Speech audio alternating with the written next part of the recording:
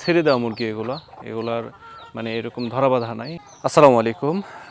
আমি আজকে একটা খামারে আসছি, আমার বড় ভাইয়ের একটা খামার।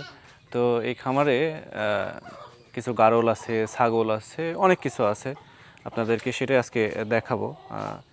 এই যে এইখানে ছেড়ে দেওয়া আছে মুরগি, হ্যাঁ দেখতে পাচ্ছেন বিরাট বড় হয়ে গেছে মুরগি। এই যে দেখেন ছেড়ে দেওয়া আছে, সবগুলা ছেড়ে দিয়ে পোষা এগুলা।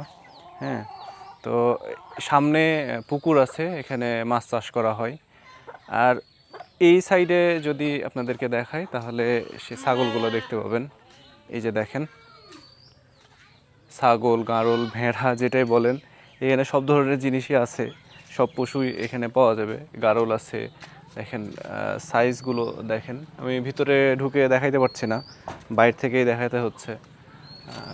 তো যদি একটু ভালো করে দেখাই, এই যে দেখতে পাচ্ছেন, তো এখানে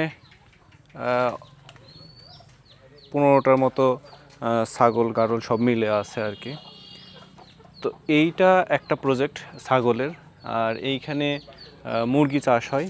এইখানে মুরগিগুলো ছেড়ে দেওয়া মুরগি এগুলার মানে এরকম ধরা বাঁধা নাই, একা একাই জায়গাগুলোতে যাচ্ছে, খাচ্ছে, ঘুরে বেড়াচ্ছে।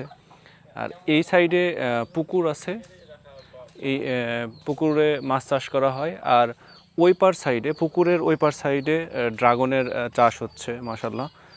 তো ভাইয়ের জন্য দোয়া করবেন, ভাই যেন এই প্রজেক্টটা সফলভাবে করতে পারে। আসসালামু আলাইকুম।